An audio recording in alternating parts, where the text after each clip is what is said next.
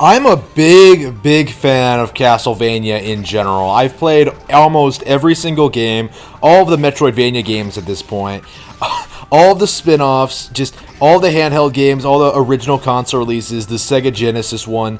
Like, I've played almost all of them, and out of all of the ones I've played, all of the ones that have reached legendary status among the gamer community, I don't think a single one comes even close to touching Castlevania Aria of Sorrow. This is Castlevania at its absolute peak. A stellar game with stunning visuals, great music, great mechanics, a surprisingly engaging story, great artwork, and just an all-around great castle to explore. Aria of Sorrow excels at every aspect that makes the Metroid-like Castlevanias great.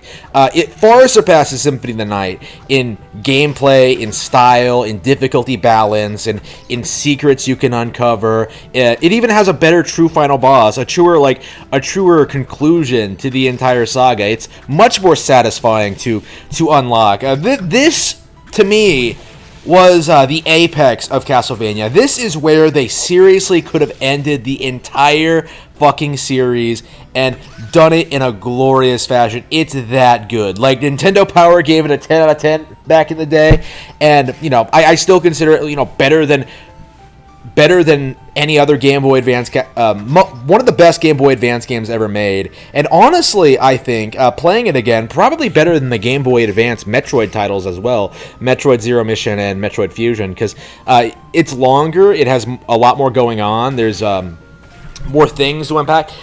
There's more things to do.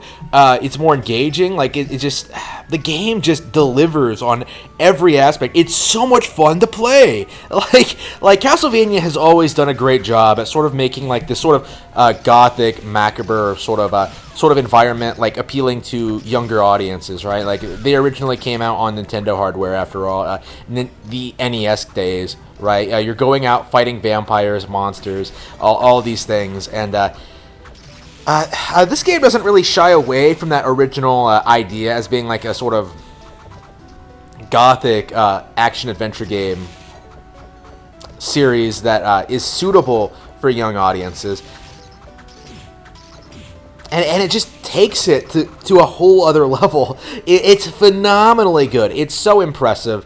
And one of the most interesting things about it is the soul system. The best, I would say, system that Metroid-like Castlevanias had ever come up with, because Soma Cruz, the protagonist, one of the all-time best Castlevania protagonists for the record, Soma Cruz, the protagonist, has the ability to absorb monster souls from monster he defeats, which give him new powers. And unlike the glyphs from Order of Ecclesia, like these typically replace sub-weapons. Like, you have like standard weapons that you pick up throughout the castle that you can use, but you also pick up these monster powers that can like just radically alter your stats, give you new sub-weapons, or give you new crazy powers, and they can take on a wide range of forms. You have one that makes you go faster. That you have one that like makes you.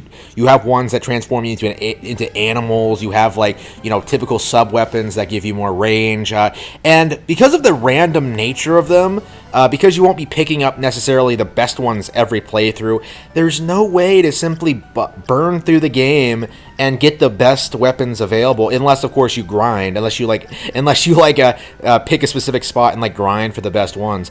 In a typical playthrough, like different playthroughs, you'll always be getting and using different weapons and equipment, and that radically alters the play experience. It always makes it feel fresh, new, and exciting. And above all else, for the completionist, every single time you're going to have to get every single soul in the game, which unlocks you all sorts of like neat little benefits. It is fantastic. It is extremely compelling, a lot of fun to experiment with different powers, and it's very, very satisfying. And what's more is that using 3 specific powers in conjunction during the end game fight with the fake final boss unlocks you an entirely new dungeon and ending, which is incredibly exciting and way more well implemented, I think, than what Symphony of the Night did with like its weird ass like just find a couple of items to get you another item that lets you see the ghost that's controlling Richter. To get to the reverse castle, which was super lame. Like, this is like an entirely... This plot twist involves a shocking twist that really changes the entire nature of the franchise and really makes you see the protagonist in a whole new light. It's awesome seeing you go through this final dungeon. It's so satisfying and well worth your playthrough. Even today, I would say this is probably one of the all-time great Metroid likes, and I would recommend it to almost anyone.